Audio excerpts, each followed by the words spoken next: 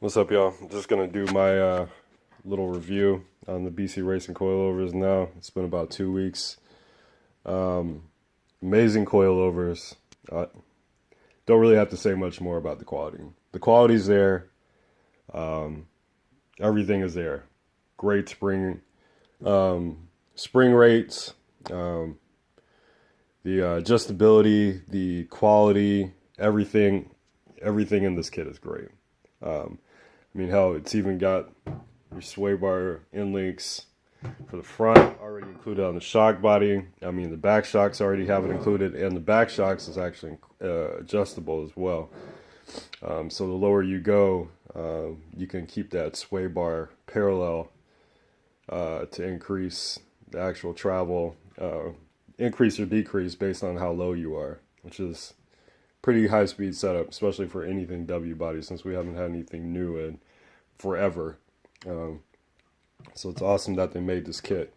I'll just go over some pretty key features. Some of you guys who are already on coilovers or on the fence about buying them, or just buying them because, you know, it's awesome, man. It's about comparable to buying Bilsteins for the GXP at $250 a pop. When you add it all up, I mean, these are right in that price range, and you can have a complete setup.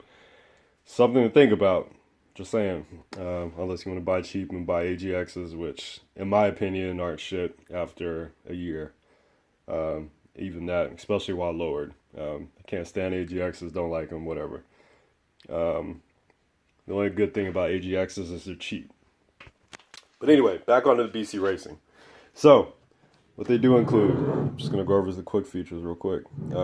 Like I said, high quality steel plate up top, powder coated, all stainless hardware for the camber plate.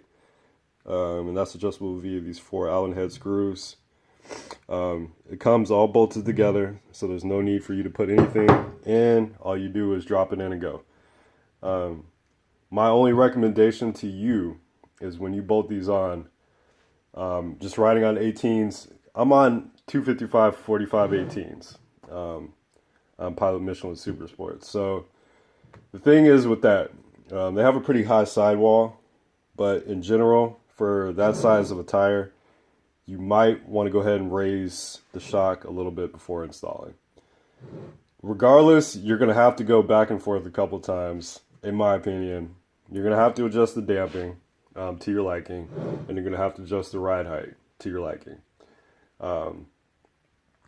My advice as well, do not ride around slammed. Just because you can doesn't mean you shouldn't.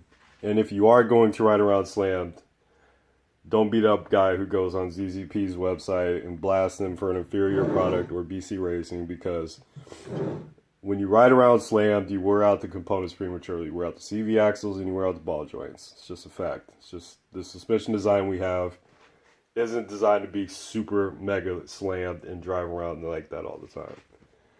So if you lower it and you look at your car and your wheel and your control arm is pointing upwards like this, in my opinion, you're probably too low. You're probably going to wear out your CV axles prematurely, and you're going to wear out your ball joints prematurely. So what you want to try and strive for is a horizontal level of ride height. That's the best thing you can probably go for. And that still gives you a really low ride height. It still gives you about a 2-finger gap between the tire and fender. So just keep in mind those things. But everybody's experience is different, so hey, it is what it is. I offered my advice on it. You can take it or leave it. Ride height is adjustable. 2 methods. You can loosen this bottom ring, and you can turn the whole shock assembly if it's off the car, or you can turn this bottom assembly if it's off the car, or you loosen this and you spin this upwards while it's mounted on the car. This will turn the whole shock body up and raise the vehicle. Whichever method you do, it's on you. But in order to do this method while it's mounted on the car, you need to actually loosen this bolt a little bit, the top spindle bolt, so it'll relieve some pressure on the actual shock body, so you can turn the strut easily up or down, depending on what you want to do. Another thing, my only improvement Oh, and the last awesome feature I love about these shocks was that they're nice enough to include a radial top hat, or radial bearing top hat. What this essentially does is allows the independence of turning left and right with this whole shock setup, and then not having to rotate on bearings right here. What it does instead is just rotates the whole shock body left or right with no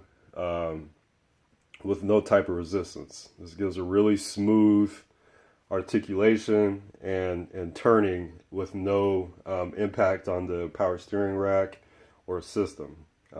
Really high quality, top notch stuff. I say it's just, they really wowed me with this kit. Now, my only improvement, if I could do this again, I would probably in the future, since I do own a GXP and my motor, I'm slightly a little more nose heavy than you 3800 guys. Maybe about 40, 50 pounds for the engine. But I would order taller springs. And in the future, I'll do that and do a separate review for that when that time comes. But for the time being, these do great. You'll love the way it rides after you adjust the damping. It might be a little bit too firm. You might want to go down two or three clicks on both and ride out the box and see how you like it. Whatever you do, do not go just out of the box feeling of that's how it's going to be a couple weeks later, because they're going to soften up just a little bit, and then you're going to figure out how you like it or you don't like it or whatever. So each individual's experience is going to be different on these coilovers, so take it with a grain of salt and ride accordingly. See how you like it. If you got any questions, hit me up.